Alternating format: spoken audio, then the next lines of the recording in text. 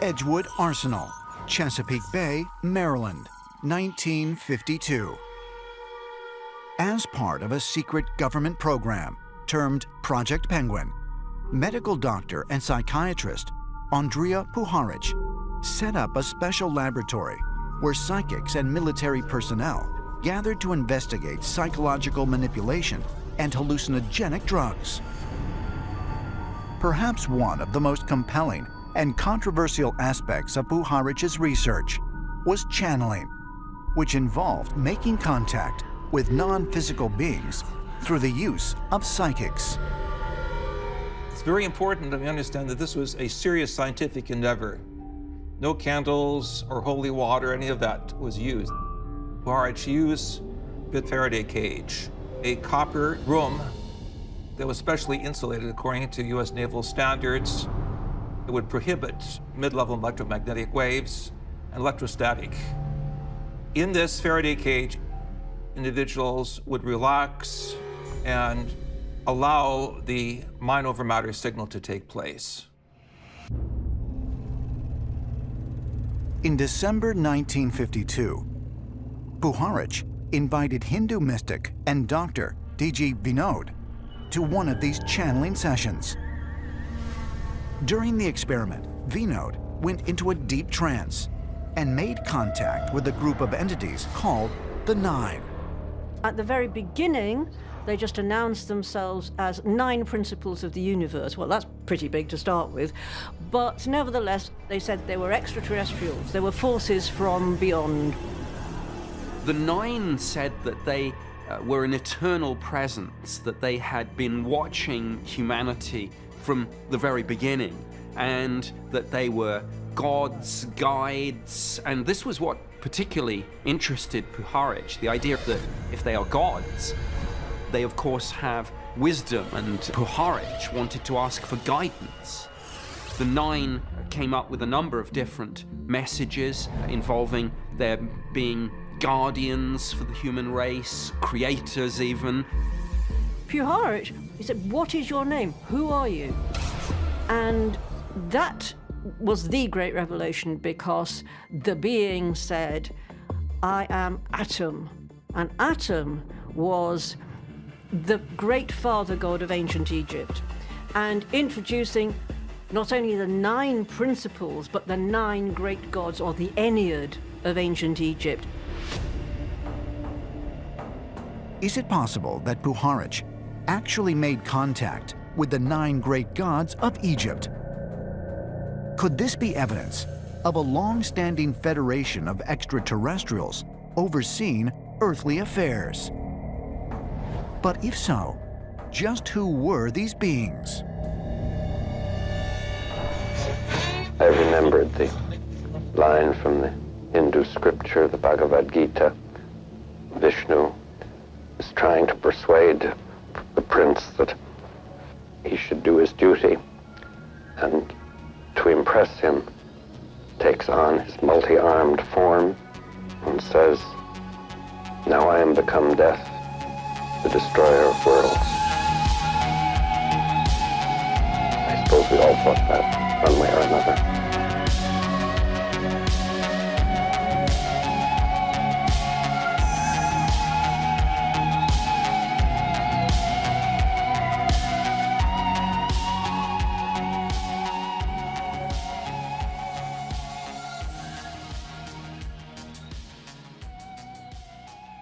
Okay, so welcome to the next episode of the Stargate Conspiracy and the Return of the Repressed. And because we did not get a proper introduction in the last episode, and you might be wondering who it is that I'm talking to about all these very important things, we will do the introduction this time. So, my good friends, Reed and Colin, would you like to introduce yourselves? Maybe Reed, you can start, since you talked the most in the last episode and people might be curious to know who you are. Sure. Hi, everybody. My name is Reed. I am a recovering and former academic, and no longer in history academia, but pursuing those interests in a more amateur and pure form through shows like Marcus's. And I'm interested in generally history of science, but in particular the history of pseudoscience as it manifests in cults, fronts for intelligence organizations, and all of the bizarre, strange esoterica that shows like Marcus's get into. That's nice. And you are actually like one of the good people from the New World, right? You're Canadian. You're not an American. You're not the United American. We're one of the more polite Nazis who our politeness is proportional to the strength of our Nazi impulses. Anybody who's listening to this will certainly know about the incident in Canadian Parliament where our elected officials gave a standing ovation to a veteran of the SS Waffen division. But it's hard to come back from that. It's hard to come back from that. I mean, you'd think it would be hard to come back from our prime minister having done blackface not just 3 times, but so many times that he went on record as saying he's not sure how many times he did it in a media interview. But we've got pretty good PR. Yeah, and even my brother, who's not very politically entwined, he loves all the Trudeau is Castro's son memes. That is like really like I'm more and more convinced that this is the case. But that's for another episode, obviously. And so Colin from the dark heart of the empire. Who are you? Would you like to tell my audience who you are? Yeah, so from the Imperial Core, the United Snakes of America. I'm an archaeologist in the southeastern United States, Tennessee, specifically. I got interested in this stuff way back in high school. Went to a Christian high school, and I was very kind of interested in alternative history, wondering how did humans advance so fast? How did they build the pyramids? And I read the Stargate Conspiracy back whenever, it must have been 2005, 2006. And didn't really think too much about it. Didn't think about the parapolitical implications of it. Went on in college, did anthropology, got my master's in archaeology, and kind of got into the parapolitical recently, probably 2 years ago, and Reed mentioned, I'm reading the Stargate Conspiracy. And I was like, I know that book. I have a copy of that still sitting on my shelf. And I reread it recently and kind of saw it through a new light whenever you start looking at this kind of stuff through more of a intelligence and, parapolitical lens. And it changed a lot of things. Changed how you look at this kind of stuff, so to speak. Yeah, of course. It really does. Because I think also this is how I came into it. I'm not really a big UFO guy. Like Reed is our star child, right? Like he's the expert on the UFO things, and so I think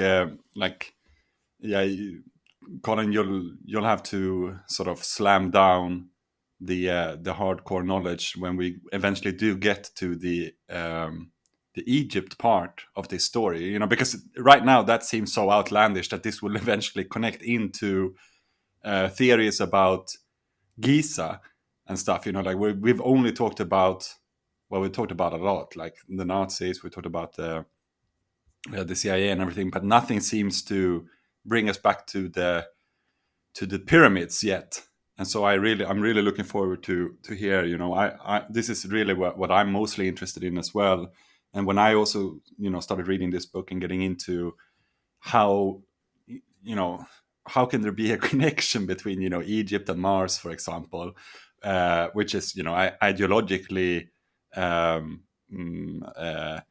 entertaining, but also when they get into it a little bit in the book, and I know that you know more about this as well, but just the structure of archaeology in general, and like how we might think if we were only to listen to the alternative or the fringe archaeologists like Hancock, we might assume that there are two sides to this, that there is the fringe archaeologists who are like, being kept back and they have the real truth.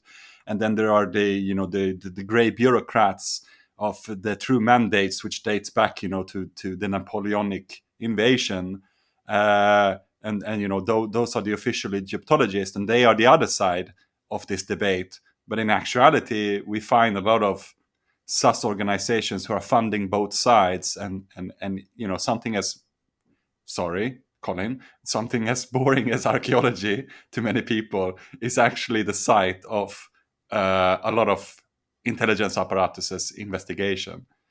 I don't know if you have personal experience with that, if you were ever told not to dig further or not, but maybe you have. I have not been told not to dig further. I have been told to quit talking. But it's you are correct. There are a couple different schools of thought. There's the ivory, what we would call the ivory tower academics, who tell us where truth comes down. And then there is the kind of more cutting edge where the ivory tower would say humans have been in North America for 12,000 years. And the more cutting edge stuff says, there's actually a lot of evidence that it's probably we've been here a little bit longer. And then there is the ancient alien school as well. So I would say there are three different ways kind of looking at archaeology as a whole. And it is, as you said, the intelligence community and a lot of really weird connections, they pop up in all three of those schools. And there's probably a lot of really interesting reasons why. So that's what I really enjoy about all of this, is we can kind of examine all three of those. Yeah, that's a perfect thing, right? Like it's really, you are the third pill, that we can't just have the red matrix and the blue standard. Like there is a third sort of middle ground when we start to realize that there is, I don't want to spoil it too much, but like people might have already figured it out, but the general ideology, I already spoke about this before, but the general sort of bourgeois idealism or the Aryo-heroic conviction of the fringe archaeologists is basically the same as those who are in the ivory tower. And so there's got to be, like, for example, you said now, I don't know, like we talked a little bit about that, not to get too off point, but just to remain within this introduction, why this is interesting. For example, those feet, right? Like the footprints recently, like talking about Yes. like when were people first in the Americas, right? Like and Hancock. The White Sands footprints. Right. Yeah. And Hancock is trying to make a case, right, about when people were first in America, that is so far out that it almost appears as a shitcode as to, not even pay any attention to the actual archaeological work that is being done to sort of fight the ivory tower assumption about the Clovis first model and things like that. Right, yeah, and that's kind of the point where you have to start asking the question, why are they, pushing this? Because if you look at people like Hancock, and they mentioned this in the Stargate Conspiracy, is, the big date for them is, what was it, 10,000 years? I believe it is 10,000 years ago. So why is 10,500 BC? Why is that such an important date for them? And there's a lot of different ways you can look at that, but it all comes back to one very, kind of specific ideology that you really need to question their motives, and also where are they getting this from? And that's where you start to see a lot of intelligence connections, which I did not pick up on the first time that I read this, but it stands out a lot now, for sure. Yeah, it does.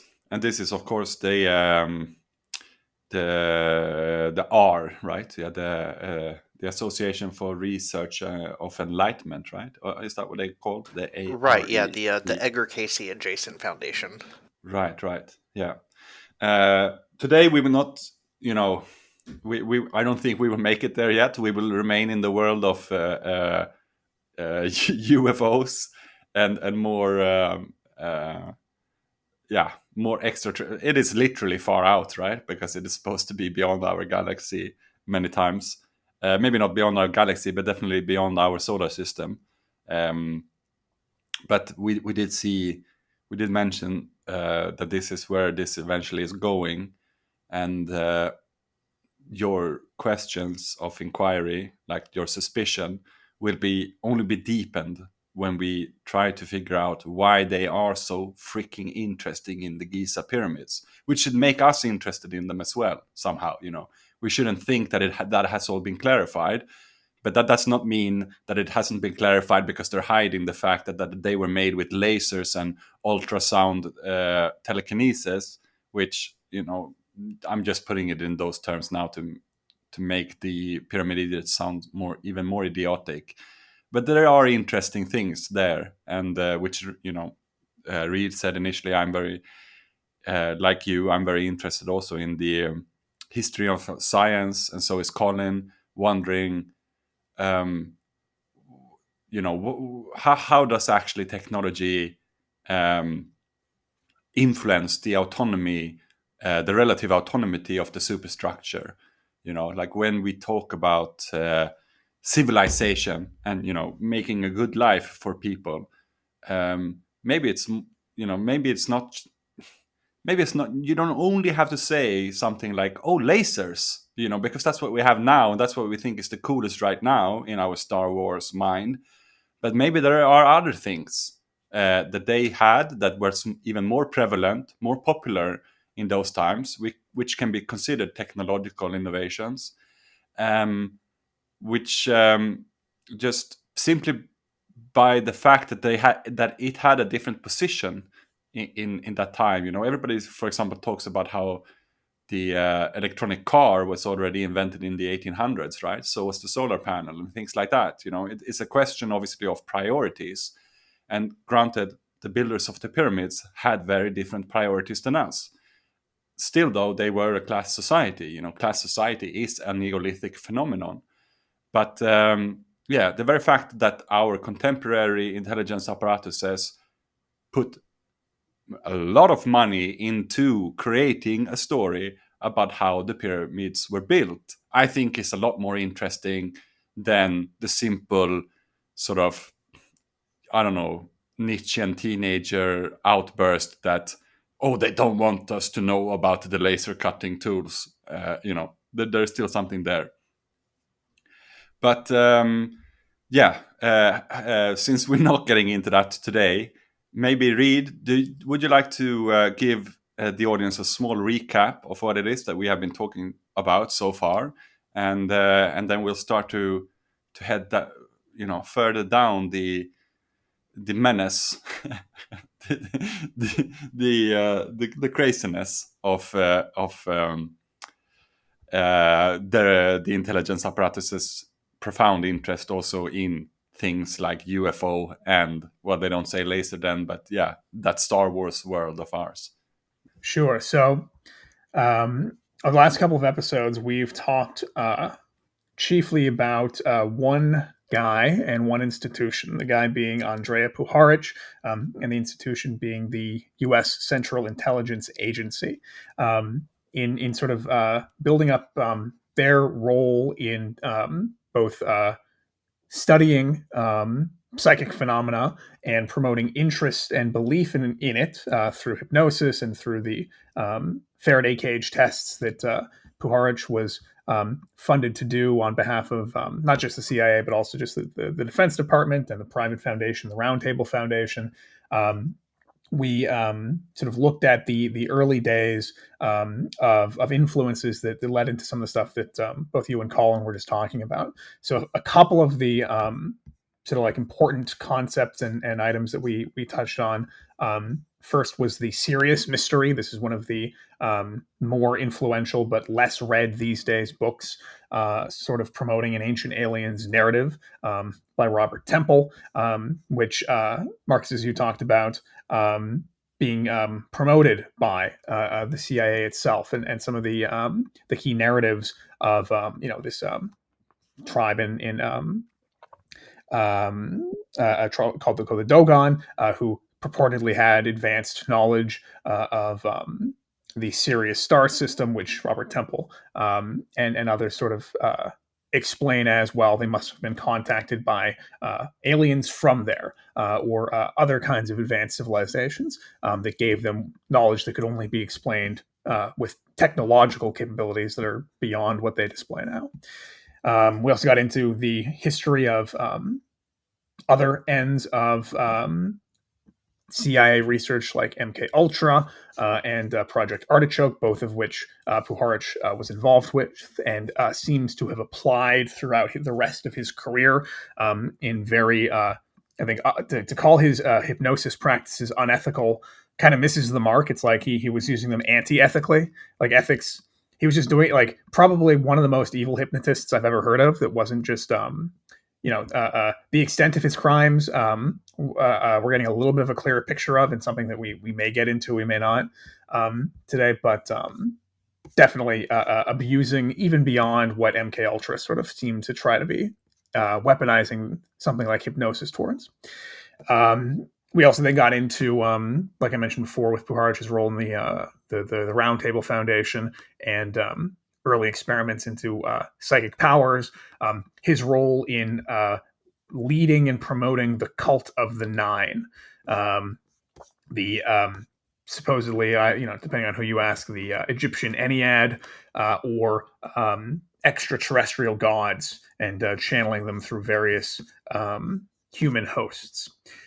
As sort of part of that, we talked about the Virillion incident, which was the live hacking of a TV broadcast in southern England on November 26th, 1977, showing sort of an advanced technological capability of followers of the Nine, and clearly hinting at an intelligence agency or military security apparatus intervention in trying to promote, at least among some circles, the narrative of the Nine as a real powerful force that has the ability to not just be channeled through individuals, but seemingly affect change in non-connected circles as well.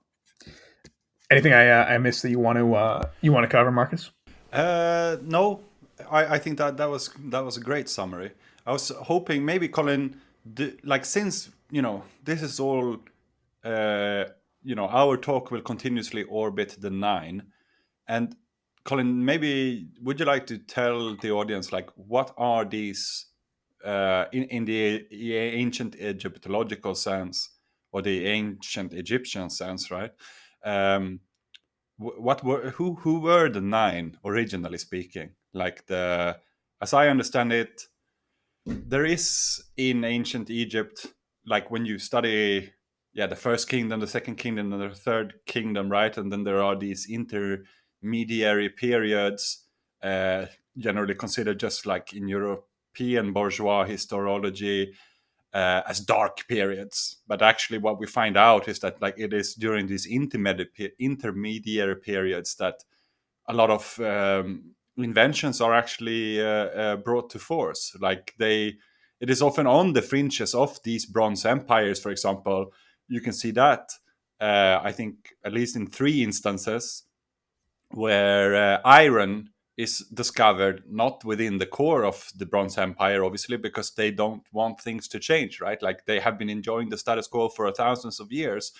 They don't want to end the Bronze Empire and start, thinking about iron being a more democratic metal, if you like, since it is more readily available. It is cheaper in terms of how to process it, which means that, its sturdiness as well. That would be a third point.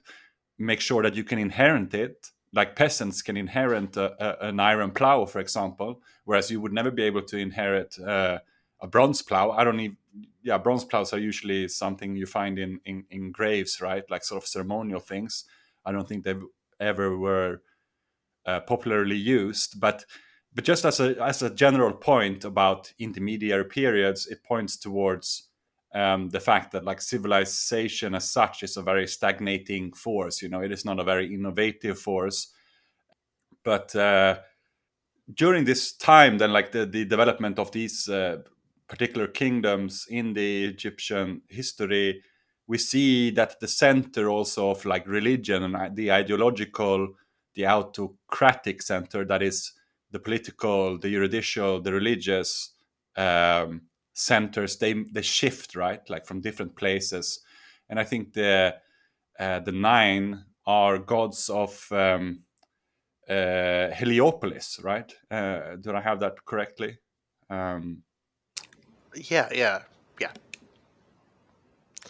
Yeah. So generally, what we kind of see within history, kind of moving forward, is the very early culture. Kind of, if you have a hunter-gatherer, kind of a dispersed society, you have more of a pantheon of gods, and these pantheons, each of these gods kind of represents a different aspect of, in most cases, nature.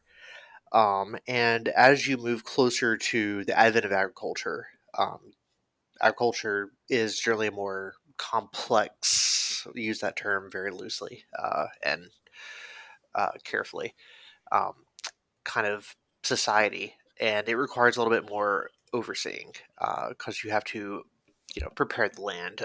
You have a surplus that you need to manage. And so whenever you have agriculture come about, you start to see more stratification within society. This is the beginning of class societies. And so what you see with the advent of agriculture is more of a monotheistic kind of outlook. And so the nine is a really interesting reflection of that because the nine moved from, the nine original kind of gods of ancient Egypt they move into nine aspects of one god, and that god becomes Atum. I hope I'm pronouncing that right. My Egyptian is not great. And so you see these nine aspects who they may have been worshipped at different centers throughout Egypt or represented different aspects around Egypt into one, and that one becomes Atum, and that is represented within the pharaoh. And so you see the religion of ancient Egypt kind of as they become a agricultural powerhouse. Both in terms of your mode of production of how you're getting the resources that you need to live, but also the kind of scale of building and the scale of your society. Uh, they transfer all of that into one god, and that is represented within the pharaoh. And you see this throughout pretty much every society within the world. The same can be kind of said for Judaism as well, where you have some Canaanite gods who are transferred into one, and that becomes the god of the Abrahamic religions. So uh, that's kind of where the nine, as we look at it through an archaeological anthropological lens, kind of come from. Right. And so we will get back to that. My personal opinion is that this is why the nine are chosen as a sort of pseudo master signifier. Then, since it is, it is an emphasis on the very lack of a master signifier. Though we can suss out that there, Paharish likes to be the one who is surrounded by 8 others, right? Like this, we have somewhat established already, and we will continue to establish. And but even despite the very fact that they are vulgarizing something very ancient, and this is what the authors of the book take great offense with, since they seem to be, or they claim to be, great appreciators of the original 9, the ancient Egyptian gods. And even in the history of ideas, the beginning of monotheism and the beginning of the Abrahamic tradition, I don't want to spoil too much, but like there is something there. There is something that happens in Egypt at this time, which we know that the sort of the Fourth Reich, or the Arya heroic assumption of our contemporary order of things, they would not like to see this rewritten. They would not like to see the history of science and everything that is important to begin with the Greeks. And the fringe archaeologist does very little to also to change that narrative.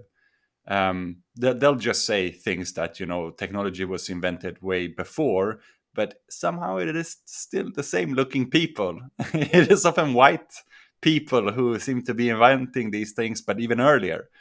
And so there is things happening with Akhenaton, for example, and the Moses walk out of, leading his people out of Egypt and promising them a home. There are things for us to return to when we start to suss out why is it that the 9 have been chosen? Why is it this particular time in space and time that they choose to make something out of this? But today then,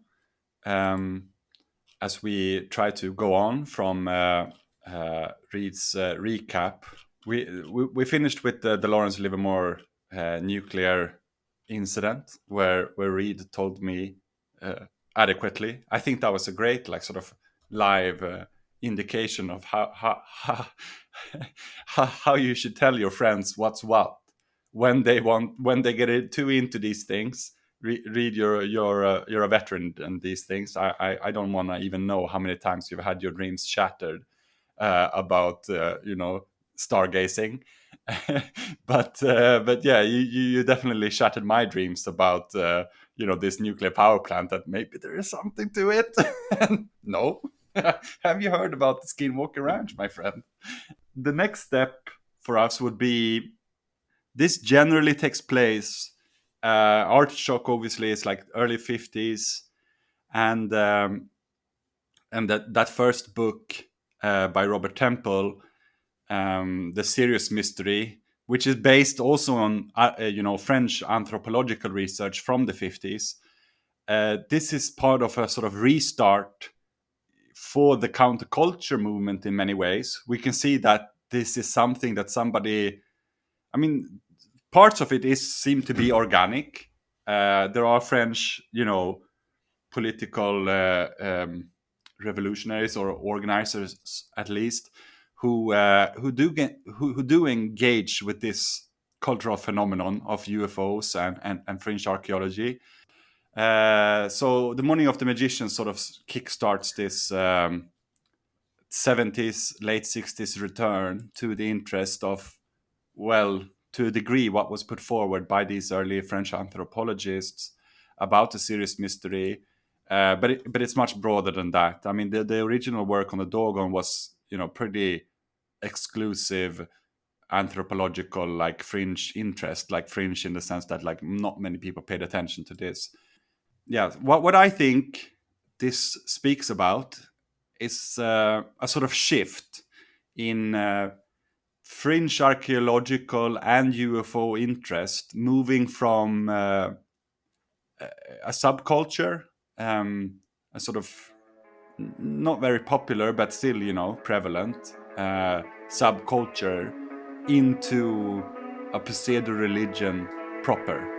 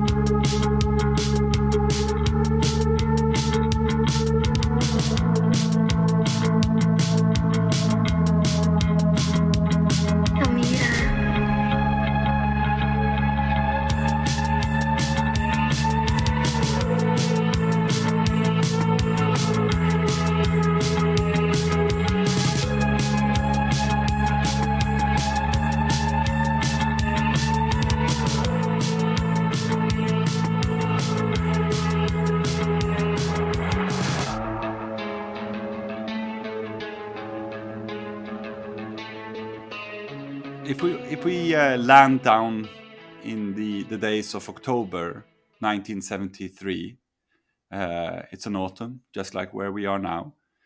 Then, unfortunately for the Nine, their carefully laid out plans for Geller never came to fruition. He appeared on the David Dambleby show on British television and was launched into overnight psychic superstardom. A little bit too popular, I guess, for Paharish taste. And Geller and Paharish then went their separate ways soon afterwards, and the former has distanced himself from the Nine ever since. Now, the Nine, it transpired, did not really need Geller, despite having told him that he was the one to be, the only one for the next 50 years to come. They continued to do what they had been doing, but with the help of Geller, but with somebody else. And so the two key people who appears here are Sir John Whitmore and Phyllis Schlemer. And we will return to Schlemer later because she's also an important person to understand us. How does this become a pseudo religion? But Sir John Whitmore was the man mentioned next to Paharish in that hijacked TV message from the north of England. And he was born from a wealthy aristocratic family in Britain. His father seemed to have been somewhat of a fanatic as he served in the Boer War as a volunteer. That is in South Africa, right? Against the Boer. And Whitmore Sr. then would continue to rise within the ranks of knighthood and received the second highest Iron Cross of the British system during the First World War. Obviously, it's not called Iron Cross in England. It's called something else, which I do not care about. His son then, John Whitmore, on the other hand, was by the early 70s, as he got in contact with Paharish, of course, training at the Esalen Institute and about to become the elder name within the new coaching world. And so this is quite interesting because I think we like to think about coaching as something, quite secular, something, very everyday life. But it starts here at the Esalen Institute, and it starts here with John Whitmore. And by the end of the 70s, he would go on to create The Inner Game in Britain, which is an odd choice of title coming out of the San Francisco area scene at that time, especially for those who remember the Jonestown episode, in which I began to elaborate upon a disturbing link between Jim Jones and some of the LSD doctors of, the game proper, surrounding the Synanon group therapy experiment. And this was my talk about Van Dusen, my original research, simply because I kept on hearing about Van Dusen from Jonestown recordings.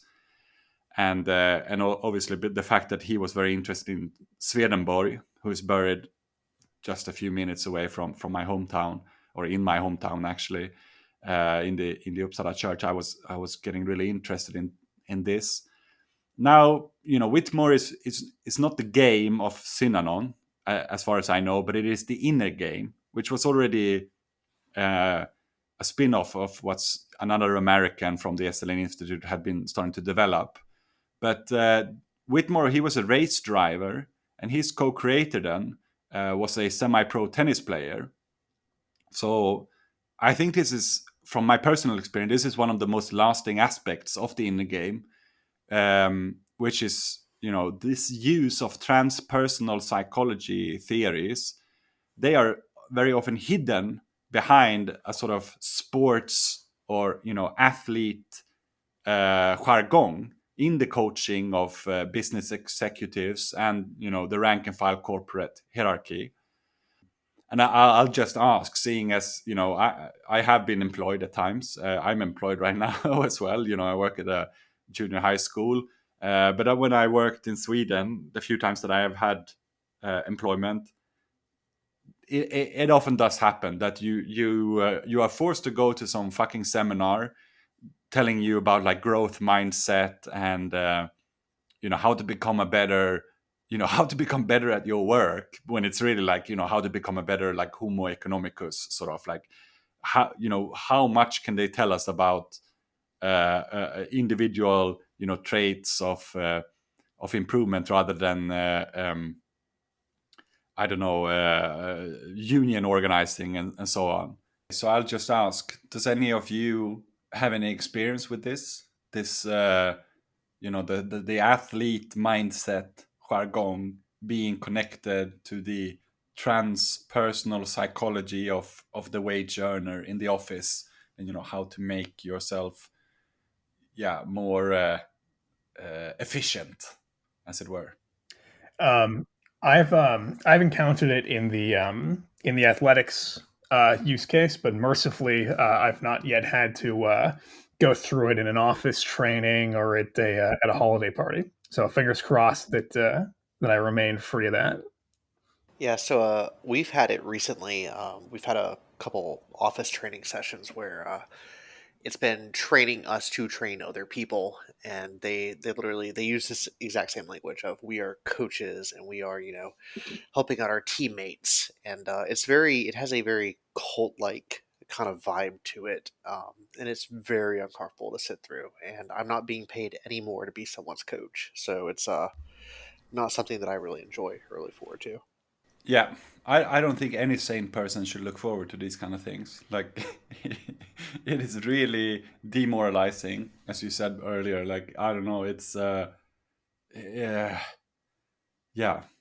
I told you guys that one time I went to one of these things in Sweden, and they had some. It was extra saddening because the speaker was an ex runner, I think, like a hedge runner. I don't know what you call it in English, but like those that Olympic game where you jump over hedges.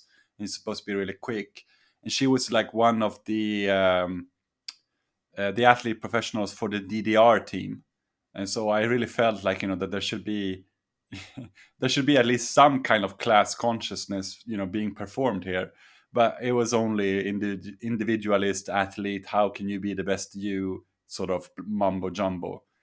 But I think for our purposes it's interesting, like that very long message, right? Which I think we all agree that was probably with the help of either the MI6, MI5, or the CIA, like that they managed to hijack a TV channel and broadcast this message. And the fact that Poharish and John Whitmore, is mentioned in this TV hacking to put forward the message of the Nine, and the fact that Whitmore is, not known for this, but rather known as and I read some, books about coaching, and he's referred to as, the grandfather or the elder even. The elder, they literally use this word. One of our elders spoke about this, and then they have a quote from him. That should make this more relevant, I think, to anybody who listens to this show, to imagine that this is not so far flung as it might first sound. That this is something that is actually part of your everyday life of being a office worker, insofar that you, like me and Colin, read. Again, fingers crossed, you have managed to escape it. Maybe because you're just unemployed, Reed. I don't know. But that this should be there is somewhat crazy. And so this new group then, because as I pointed out before, this is sort of the turning point from a subculture to a religion proper. This is when they're starting to become called the Lab 9, rather than the Cult 9 or the Group 9 or whatever unofficial names they had before. And it was based again at Poharish Estate, but have now moved to Ossingen. I don't know how to pronounce this. The estate at Ossingen in New York State. And Poharish and the Lab 9 had many wealthy and influential backers, just as they had before. However, now they do not include... I can't remember who it was now that we talked about before, but it was the Henry Wallace, right? It's no longer Henry Wallace because he's dead. But instead, they get substantial money from the Bronfmans family, which is a Canadian sort of semi or pseudo aristocratic family. You don't have aristocratic families anymore, right? Like high bourgeois family. And an Italian nobleman called Baron di Paoli. Now, Reed, you're from Canada. Do you want to tell us a little bit about the Bronfmans and maybe some suspicion as to why they might have put some money into this Endovar. And if you don't have any suspicions about that, we can still speculate. So I would love to talk about the Bronfmans. They're sort of one of my white whale center of my corkboard families. So the way that I would just put it is that they're an intergenerational cult family, as sort of most recently shown in the involvement of some of the current generation of Bronfman adult children in the Nexium cult that was involved in weird sort of sexual slavery and sex trafficking in Hollywood, and in particular the Canadian film scene, led by that guy Keith Raniere, who had some very weird patents for detecting what he called "quote unquote" Luciferians. Which I believe is terminology that was also used by the Heaven's Gate cult. And it involved kind of a very weird kind of parallax view style setup where you would have do something with scanning the accused Luciferian's eyes in response to certain negative stimuli. So some very strange stuff going on with that generation. But even before them, Charles and Barbara Bronfman, who were the two leading figures of the family in the 70s and the 80s, they were close confidants of Ira Einhorn, and actually funded him secretly and illegally to the tune of, I think, $2,000 a month in 1980s dollars. For like 8 or 9 years while he was a fugitive from justice after fleeing his murder charge in 1979 until sometime in the late 80s. So they're a very spooky family, very sort of deeply involved in organized crime nowadays. They're ardent Zionists and philanthropists, and still getting involved in strange cult activities. I remember Barbara explained away her funding of Einhorn, even while he was still a fugitive, as being basically down to the fact that he was the best friend she had ever had, which is a very strange, sad, weird explanation. But it's, deeply spooky family. Each generation for the last couple of decades has gotten involved in weird cult shit. Oh, sorry, I was going to ask, just out of curiosity, is this the Bronfmans of Seagram's, like the gin distillery and all that good stuff? You betcha. So, Mark, do you mind if I read a little bit from the notes that you got here on them? Yeah. Go on, please. So to give sort of the deeper context, Colin, you're exactly right. That's how the Bronfmans made all of their money. So they're a white Russian, haute bourgeois family in Canada that made their fortune basically doing regulatory arbitrage by selling, because Canada never enacted alcohol prohibition in the 1920s, and working with Canadian and American organized crime to smuggle their Seagram's liquor across the American border. According to LaRouche, Edgar Bronfman was a member of the Jerusalem Foundation and a Knight of Malta, with close historical ties to the British Montefiore Samuel family, founders of Royal Dutch Shell, and a dozen financial houses, including Hill Samuel, Samuel Montagu, and others. The Jerusalem Foundation, in turn, is one of the leading international Jewish terror arms of the London-based Knights of Malta, according to LaRouche. Did you get that from Executive Intelligence Review, or is that from like Dope Inc.? I can't quite remember. It was one of those photocopied magazines from the LaRouche. So I can't remember what is the official sort of output from the LaRouche called. I believe that's Executive Intelligence. Yeah, they've got a couple, but Executive Intelligence Review is what it looks like to me. Yeah, that makes sense. So interesting. Yeah, a very sus family. Like, even if we don't want to maybe go too deep on whatever it is that the LaRouche are saying about them, I think already when you start off like in the alcohol production during the Prohibition, you're gonna go down a path of some pretty strange connections, right? As to make your money, I think. Even though I guess that is one of the great qualities of Canada, you'll still appear pretty, appropriate, right? Because it's all very legal in Canada, It's just the question of how does it get into, south of the border at this time being the United States.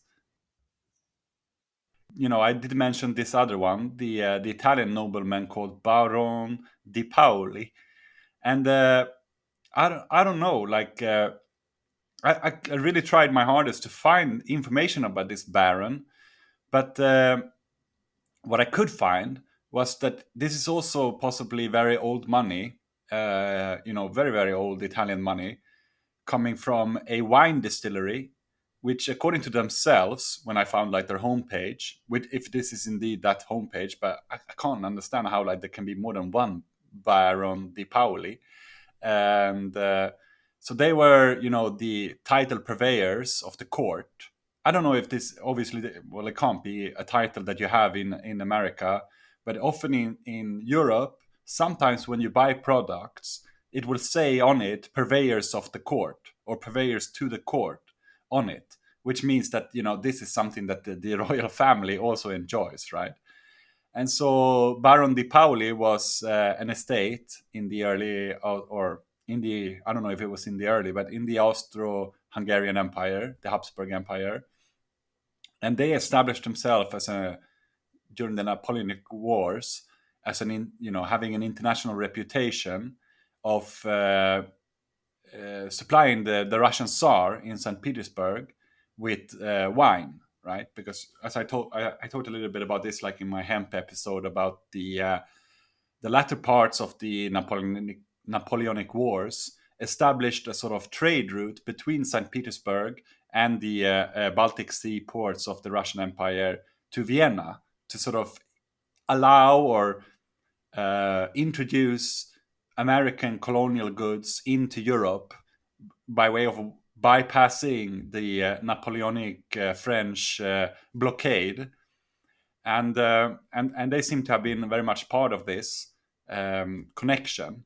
And so their slogan is that, and I quote, "Our customers may no longer be emperors or tsars, but our wines are still not for everyone or every day," end of quote. So yeah, together with this might, it makes sense if it was them, since we already see with the Bronfmans that alcohol is connected, and obviously this is much earlier than the Prohibition, but they might have learned a few things from one another if they were both for some reason into funding the early Lab 9, right? The Lab 9 then was portrayed here in the early days of the 70s as a genuine leftist effort to the 60s, was disintegrating. They are not described as a genuine leftist effort, but like as the genuine leftist effort of the 60s was disintegrating into cults, then drug culture and seemingly apolitical lifestyle movements such as the game of the Synanon, which we talked about, and coaching, and this kind of not hippie but juppie style orientation, right? This became a kind of somewhere in between the hippie and the juppie style commune, with a loose band of hangers-on or hangabouts moving around the central nucleus then of Boharish, Whitmore, and Schlemer. But we gotta ask ourselves, what kind of hippie commune, attracts this amount of rich people and also members of the intelligence agencies, seeing as it is indeed a commune run by a fully qualified kahuna shaman and master hypnotist like Boharish? It was at this time that Boharish also carried out a series of experiments with the so-called Geller kids, or space kids, quote unquote, children with pronounced psychic gifts. Ostensibly, this was to investigate the extent of their powers, such as metal bending, which we know from Geller. But significantly, Boharish soon, as we have hinted at before, had them remote viewing and hypnotized them to tell him where their powers originated. Now, I don't know if you guys agree about this. Before we go on to the next part of this sort of early development of the Lab 9, and this is the early stages of what I at least believe seems to be this this shift from a subculture to a pseudo religion proper. And that this seems to happen at the exact same time, as the 70s is catching on, and the original intent of the 60s left is sort of disintegrating, and the counterculture is sort of open up for grabs. And I mean, I'm sure that there was some ufology a part of the 60s counterculture already, but that this becomes such a dominant part of it. I don't know, like if you want to do like some historical, the history of ideas analysis of what's going on here at this point. We often talk about like how the 68 disintegrates, and are the beasts still sus? Like, is it an op? Is the whole cultural phenomenon of the things like the doors and scenes inside the canyon? Obviously, the CIA have an interest in these things. The feds in general have an interest in these things, and they're trying to stir it in a specific way, maybe by funding Foucault to become ever more incomprehensible and to drop his, his Marxist convictions, and just speak about, I don't know, I can't remember what Greek terms he uses, but it really does have this kind of personal development core to it, right? Like when you read later Foucault, when he's no longer a Maoist, it's all about the beauty of the self, and like, how did the true original Democrats of Athens, how did they explore themselves, and how did they make themselves a true Democrat, which is not really a Democrat, but rather how did they make themselves a citizen, right? Do you think there's a connection here to the jump that the ufology in general, and the group 9 becoming the lab 9 in the specific? Do you think there is a connection here about this?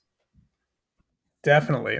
And I think if nothing else, it's representative of a shift that occurs in communication technology, not exactly at the level of what is available to the average member of the public, but this is the period where network computing infrastructure, and in particular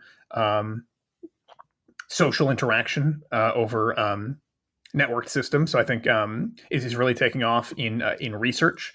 This is when then still called ARPA is doing a lot of their funding and rolling out of early intranets to specific universities in the United States.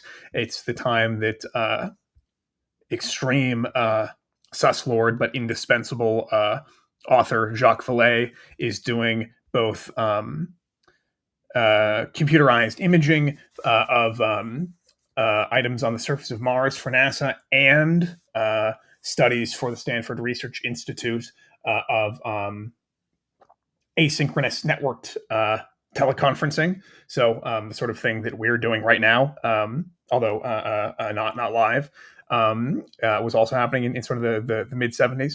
And so that kind of return of the counterculture to esoteric topics like UFOs and psychic powers is something that you can see in other historical periods of great technological change, even before those things reach a mass audience. So this happens in the second big wave of, or coincides in the second big wave of spiritualism in the 1910s, 1920s, after the First World War, with the advent of wireless telegraphy and radio technology. People sort of regain an interest in questions of mediumship and channeling entities and seances.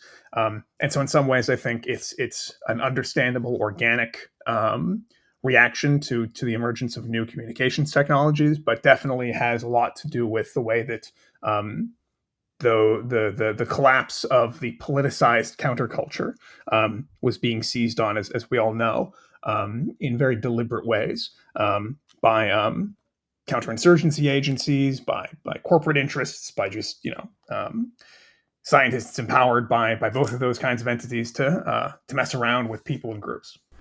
Right. Yeah. I think you put it quite accurately, or at least in terms of my own suspicions. I don't know, Colin. What do you think? Like we already talked about a little bit earlier, that this is right about the time that early book, Morning of the Magicians, which was at least big in Europe, sort of also stirred the counterculture into. Well, one big thing is imagining the Nazis as as a magical phenomenon, and starting to look into the things that will really only become really prominent with Hancock and the people we meet later in the 90s. But in terms of archaeology, I don't know. I don't mean to put you on the spot, like, because it's a very specific point. But like in terms of archaeology, do we also see some kind of a shift? I know a lot about like Chinese archaeology during this period in in the Cultural Revolution.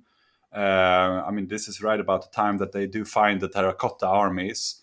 Well, that would be, I think, I mean, it's about that time, um, which was as a great feat of sort of proletarian archaeology, as they wanted to put it, because it was indeed found by farmers.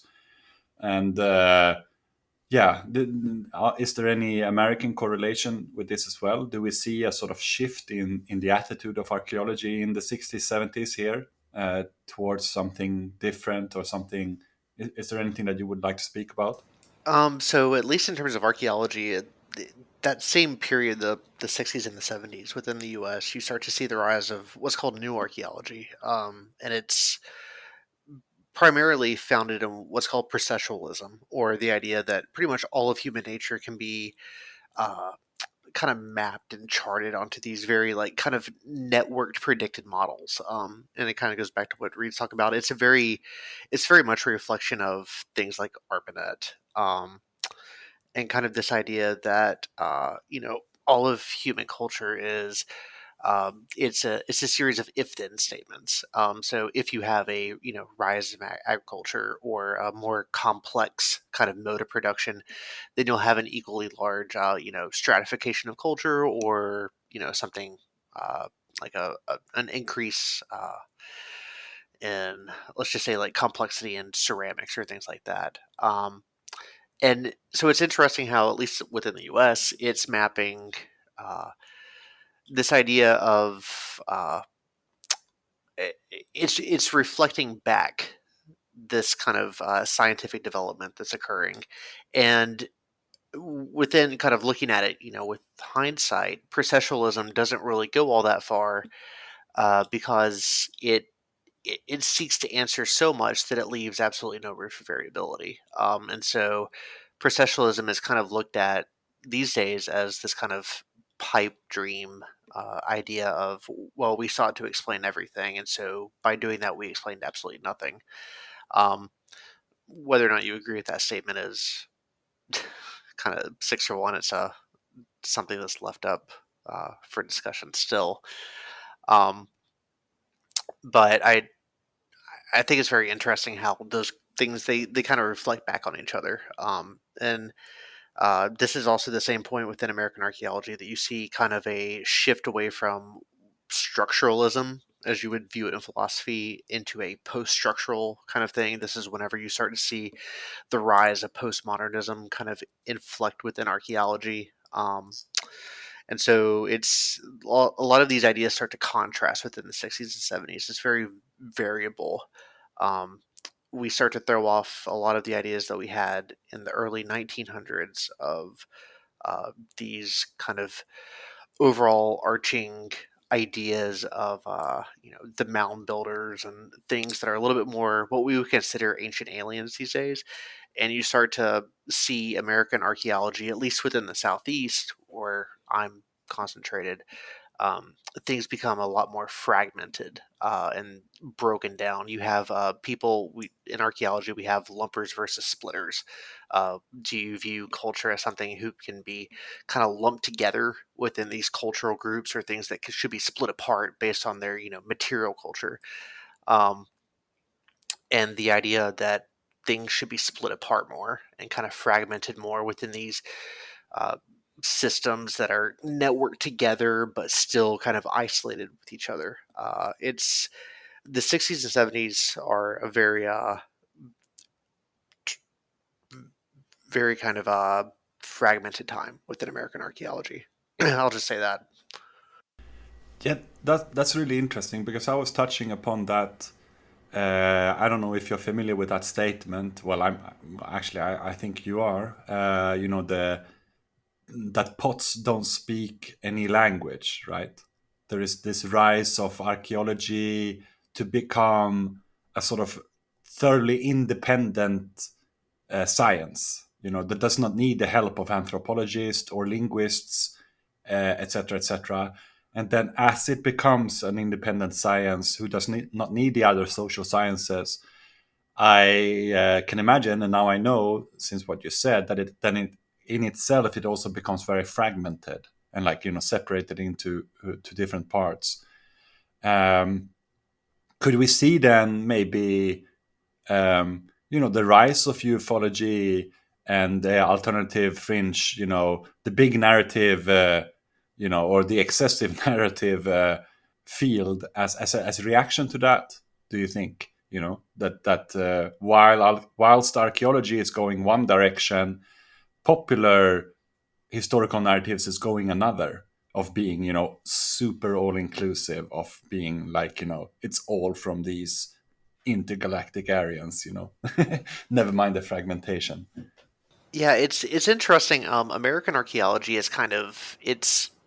I don't want to say it's special because it it very much is special in both meaning of the both ways of looking at it. But there's a great quote from two of like the very early American archaeologists, William Phillips, and their quote is, "American archaeology is anthropology or it is nothing," because in America, archaeology is a subdiscipline of anthropology as a whole. You have archaeology, you have cultural anthropology. These are things like ethnographies. You have things like linguistics, biological anthropology. So it's archaeology is a subfield of anthropology. Within Europe, especially kind of the United Kingdom, archaeology is its own beast. It's looked at kind of separately away from anthropology, and part of that has to do with how American archaeology is founded. It's the father of American archaeology, excuse me, and anthropology, Franz Boas. He is not only looking at the material culture of people, but he's also talking to them at the same time. A lot of that goes into the fact that he's doing that while removal is occurring, and a genocide of Native American peoples. And so the reaction that you see to that within the 60s and 70s is both, as you say, kind of a let's try to break it off a little bit, but it's also within, in a sense, it's an attempt to try to keep it within anthropology as a whole, to keep it as a subdiscipline, to where we are attempting to look at human culture and kind of how people adapt to our environments, but we're looking at the material culture of it. Um, so we're one aspect of understanding humanity. Um, and so that time period is where there's this real kind of rip and tear between the two. And that's where you get things, you have this structuralist idea of, well, we can explain all of human culture through these network systems, and then something like post-structuralism or postmodernism, a little bit, within a decade of looking at it as, well, you actually can't explain everything um, because they're, each culture is so unique. Um, and so you look at something like the UFO movement that comes along, or just a New Age within in general, and it's kind of that third, that secret third thing that pops up there, that third different thing, and it's an interesting way to look at things. And alt history, kind of as it's described within the Stargate Conspiracy, is kind of right in between those two. It's not the full on you can explain nothing, and it's not you can explain everything. It's kind of a weird liminal space, if you will. Right. And of course we will get back to this later. In terms of like how does the Aryo heroic legacy keep on developing, and I can see how this fragmentation might have discouraged a lot of people who wants to have an easy answer to things, and in general, this sort of the search for the grand picture, or like the really the all inclusive picture, is obviously the lure of New Ageism. So in that sense, I can sort of see how this might then, it's very interesting that you do speak about this sort of fragmentation of the science, and obviously like the difference between the European attitude as well as the American attitude, which might come both in their own ways from different kinds of colonial experiences. But in the end, obviously, the all inclusive. I do, what we call like Welthistorie, I think, like world history in German and in Scandinavian historiography. I do feel like, especially with Graeber recently, I feel that there is a sort of a point to doing that. Lenin also speak about this, like when they are right before the NEP talking about sort of defragmentation of the university apparatus, or in general the whole apparatus of the ruling body, of centralized democracy, as to how separated do you really want to go here. We know from experience, all of us, that most things are connected. You don't have to be David Icke to make these assumptions that like, oh, it's all connected, just tying the dots together. Like they are, of course, they do connect to each other. And it is a pretty extreme assumption to make by archaeology at this time, to say something like that pots don't speak a language, and that archaeology is a science unto itself. Archaeology for the sake of archaeology. Who is that really going to interest? Like, yes, archival stockpiling of objects that have been found that do tell a story about the past might be interesting, but we have to sort of make a story, right? Like that's why it's called story, right? Somehow there also has to be that part, like, and it doesn't have to be in the, what's his name, the old rhetoric from the Roman Empire, who is often he's a big name in the history of ideas, like the Cicero's approach of history is only useful insofar that it tells a political message for its present, right? It is really literally a storytelling of sort of making people do something in the present. And again, yes, power only derives from the barrel of a gun, and I do agree with what a lot of, like, what the archaeologists during the Cultural Revolution were saying as well, that like this should not be fragmented. We should organize it into an understanding of history that makes sure that people does something in the present. Obviously, the ufology and the alt history is not always attuned to this, even though they might be in critique of the general archaeology of fragmentation, which might be surrendering to some kind of overly academic approach, and things that can only really interest other archaeologists and so on. But so if we agree to some degree that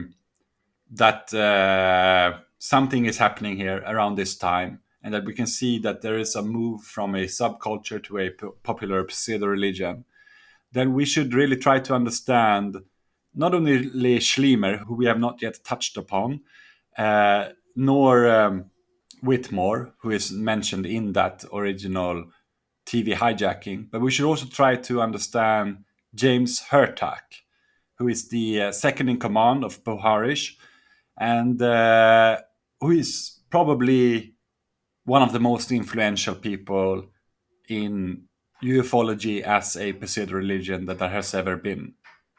Now, Reed, would you like to tell us a little bit about James J. Hurtak and like who he was, and then me and Colin will drop in and also paint a picture of who this person might have been or might be.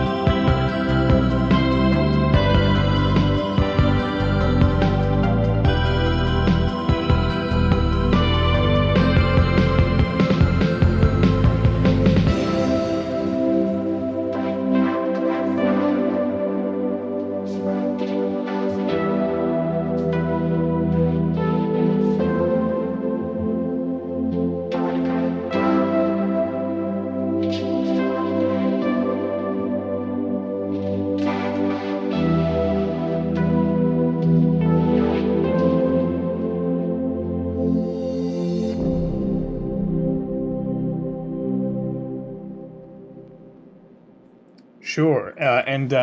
Like, unfortunately, a number of the people that we discuss in this story, he is from he became prominent in my home area of the San Francisco Bay Area, which is where I grew up before moving up to Canada.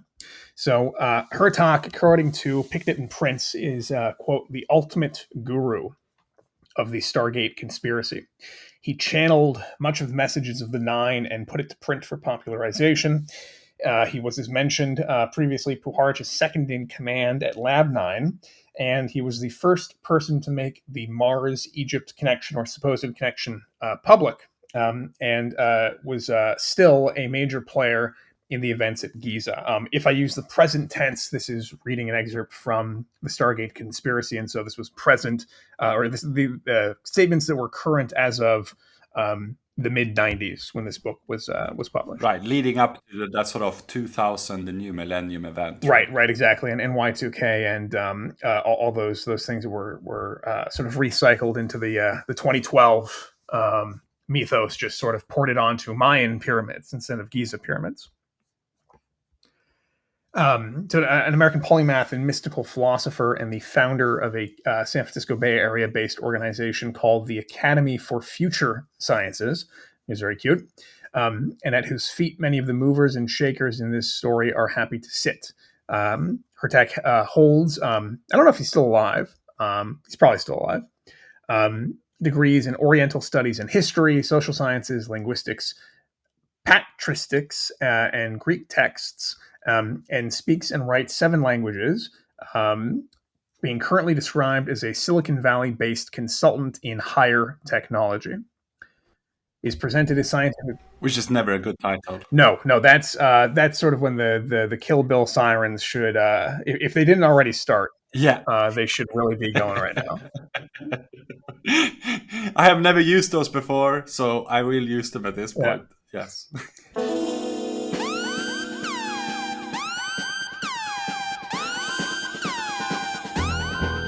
And he presented scientific work, and among others, the Academies of Science in Moscow and Beijing, at a plenary session dialogue of civilizations.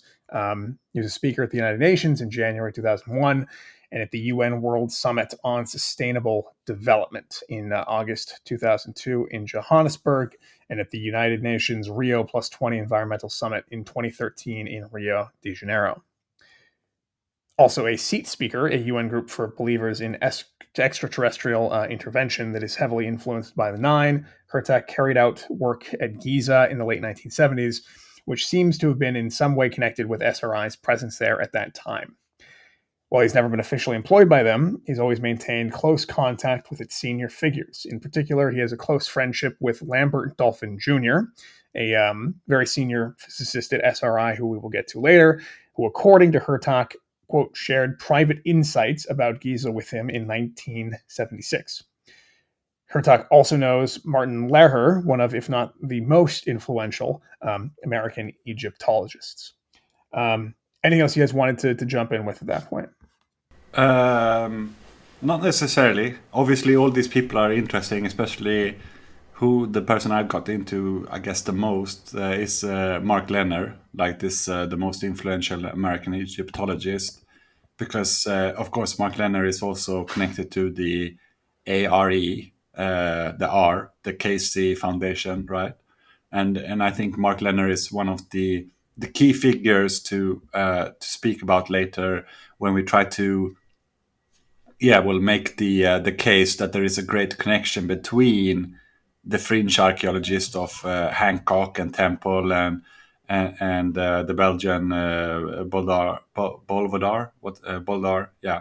and also the official mandated Egyptologist of Egypt, like the official line and the fringe line are connected in Mark Lehner, and the fact that he is here together with them, not only them but also the SRI of the Stanford Research Institute is interesting already, I think. Definitely, it shows the very strange personnel overlap, right? All these guys who you would think would be professional rivals at best, or consider the other sellouts and gatekeepers, or cranks and shills, can actually get along and collaborate at some level. Exactly. I'll just continue here. The seminal work of Hertak, and indeed the new UFO religion, is The Keys of Enoch, registered trademark for a crypto-aero-heroic interpretation of LSD Merkava mysticism, or LSD chariot mysticism. Because what is the swastika in the Brahmin's mind, if not the wheel of time on the chariots of the Aryans or the Kurgans, as described in the Bhagavad Gita? The American writer Virgil Armstrong said in an article of the Spanish-language New Age magazine Amaluz that, quote, referring to Hertak, Jim, told me that the international intelligence community claimed that Hitler had been taken off the planet by a UFO. Virgil Armstrong concluded that intelligence is correct, and to begin with, Hitler and his wife Eva Braun didn't die in the bunker in Berlin. Virgil Armstrong has decades of background working for American military intelligence as well as the CIA, and perhaps it was his time with the original Green Berets that made his publication some of the most pseudo-religious and escapist out there, with titles such as, quote, The New Age Primer, Spiritual Tools for Awakening, Way Home, UFOs, the Merkaba, the Photon Belt, and You, the 12 Women Apostles, with a cross on the cover, and his most popular book, concerningly titled Phone Calls from the Future. Just answer the God phone. Just answer the God phone. Yeah, I like that. Yeah.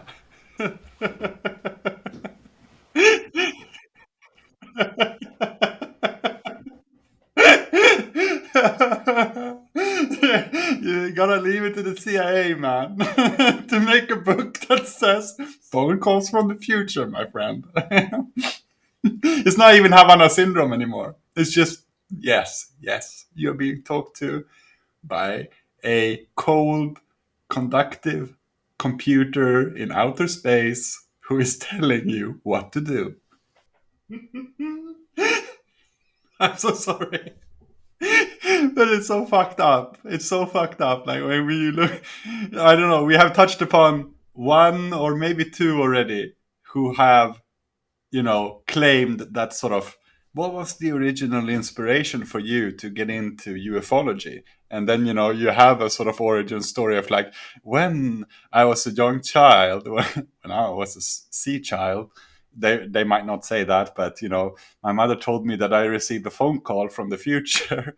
And then, things just, planned out the way that they were supposed to be, planning out. But yeah, I mean, all of them are insane, right? Like spiritual tools for awakening.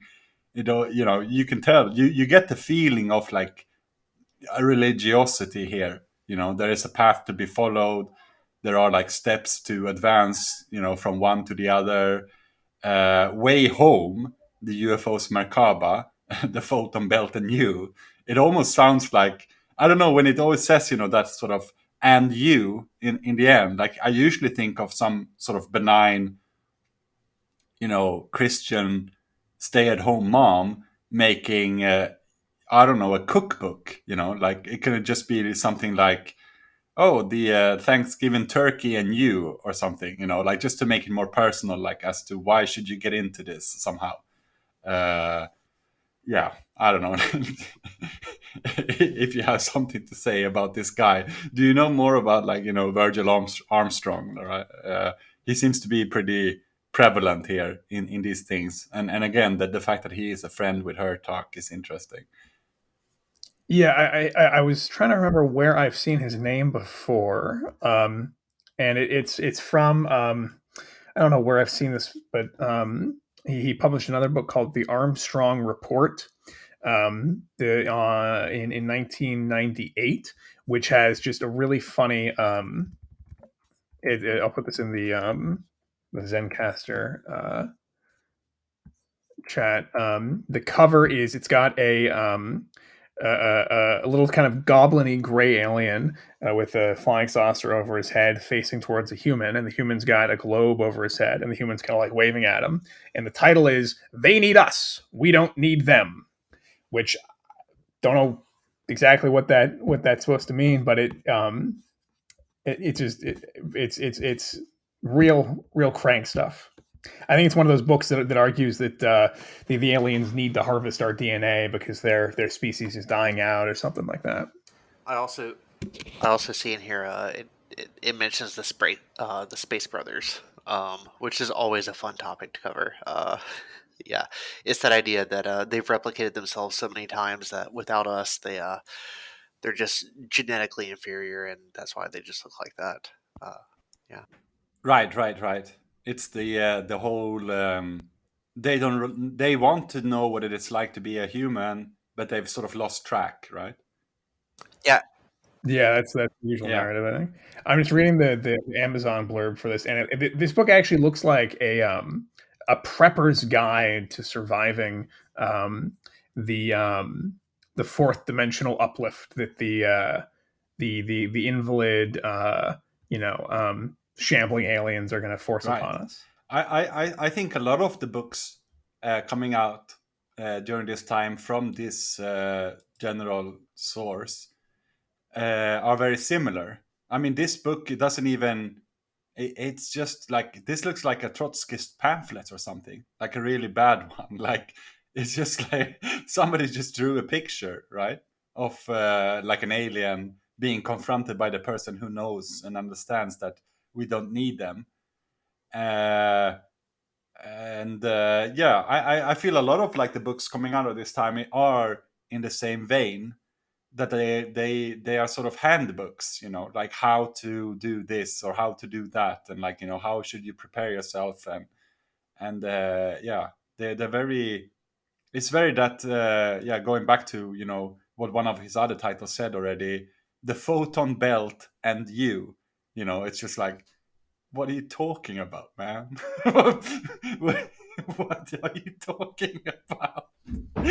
The photon belt and you. I mean, I know in terms of, I don't know if this is necessarily the exact same thing, but you guys please fill me in. But the photon belt, is this also what's very? I mean, I generally do agree with sort of theories about that we haven't been to the moon, and the photon belt, is this this is the radioactive field that surrounds the Earth, that even today NASA projects are like sort of wondering how we're going to get through this, and they've sort of slip of tongue suggested this as well, that like, this is still a bit of a pickle, whereas like, yeah, well, it shouldn't be a pickle, should it, if you've already been to the moon, right? Is that what he's talking about?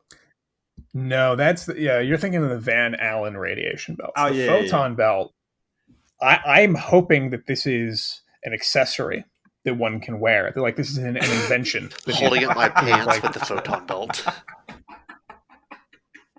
Yeah, that's what I'm hoping. Okay, so I hate to do this, but I have to.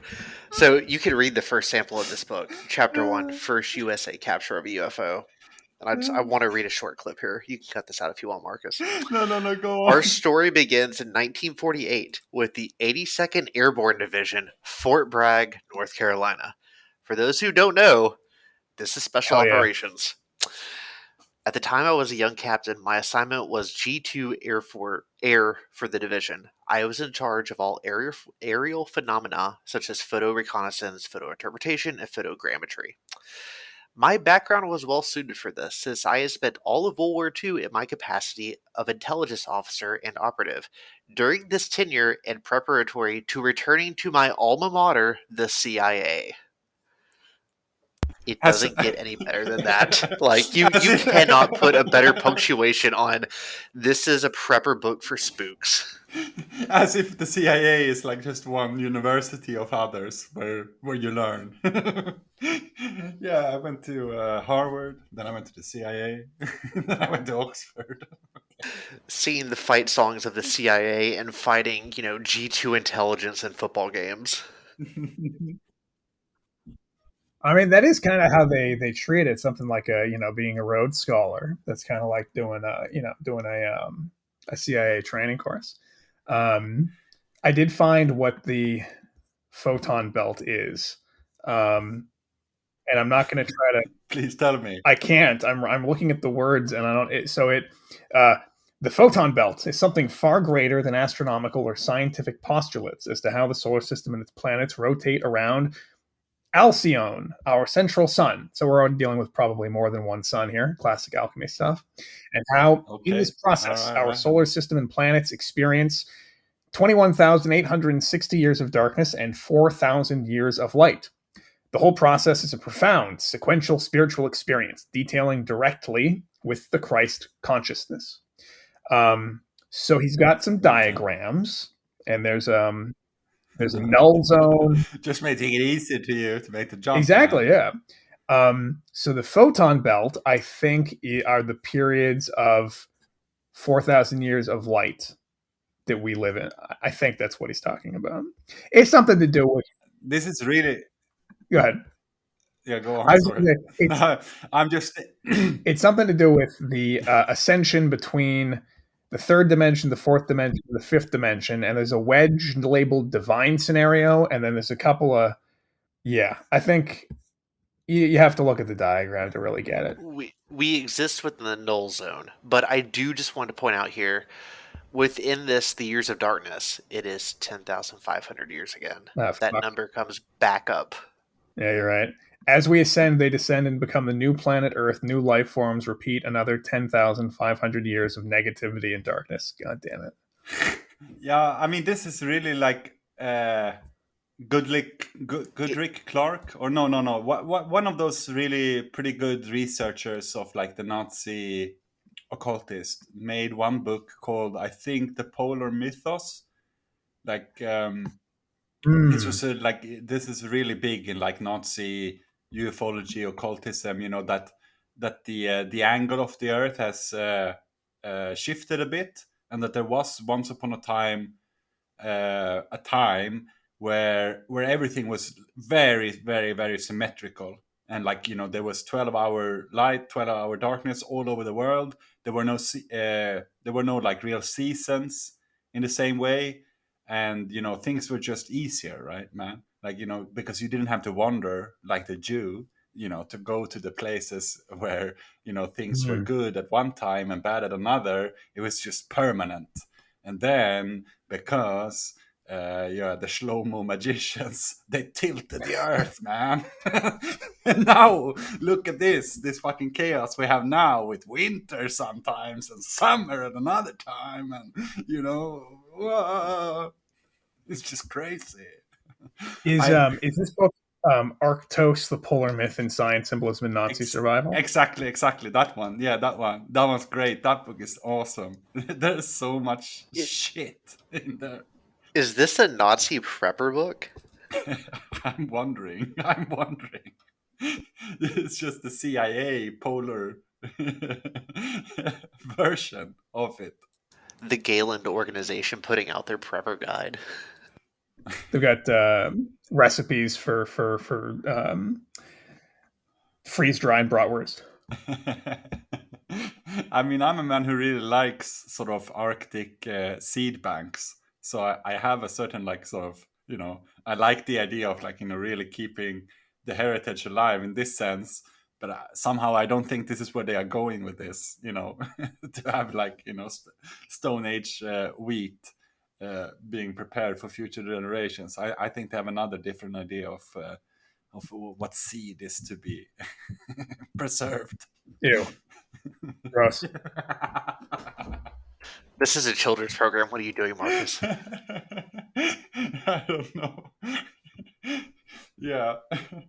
Okay, like so that people don't think, you know, that this is necessarily all, you know, that we're just making connections that don't really exist. Would you guys like to tell me a little bit about Alice Bailey, the very coiner, the woman who coined the term New Age, and how she is connected to, or rather, how Hertog indeed built his own premises of this book. Yeah, the registered trademark of Keys of Enoch, and how this all already appears in the works of Alice Bailey. Would you like me to tell you about that? Would that be a good thing, do you think? Or are we going to get cancelled for that? No, I think you should let us have it. Yeah. Right. So the reason why I'm like putting on such a I don't know, such a pretentious flair as I get into Alice Bailey is the fact that man, I've been down like a rabbit hole of like trying to figure out what the Theosophists were doing in India during the Victorian Holocausts, because it's some pretty fucking grim shit. But we're not going to get all the way back then, you know, because that would be getting us back to Blavatsky days already. And we're far away from doing that, because before we get back to Blavatsky, we're going to go back to the early OTO of the Nazis. But we might as well start with Alice Bailey, at least to hammer or anchor Hertuck's story somewhere. And that's good. That's a good thing to do, because already with Alice Bailey things gets fucked up.